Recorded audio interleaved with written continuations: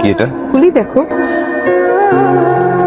খবরটা কি মা বাবাকে একবার দেওয়া উচিত না? আমরা তাদের না জানিয়ে বিয়ে করে ফেলেছি। ওরা বাবা মা, রাগ তো হবেই। হ্যালো মা, তুমি নানি হতে যাচ্ছ, তুমি আমার জন্য দোয়া করবে। আবির আমার খুব যত্ন করে। ভিতরে নিয়ে যাও। এই যে ওয়াশিং মেশিন একেবারে সাবধানে আনবে সব। আস্তর আমেরিকা অথবা কানাডা সেটেল হওয়ার কথা। মা আমি এসব নিতে পারবো না, ওইটা সব পছন্দ করে না। নিজে তো এসব আমার মেয়েকে কিনেই দিতে পারে না, আবার আমরা দিলেও দোষ। এখন ওনারা ভালোবেসে কিছু দিলে আমি কিভাবে না করব? তারা এখন আমাদের বিয়েটা মেনে নেয়নি, এসব রাখা যাবে না, তুমি যেতে বলো। আমি তোমার জন্য এত স্যাক্রিফাইস করে এখানে কষ্ট করে থাকতেছি, থাকবো না আমি তোমার সাথে। থাকা লাগবে না তো,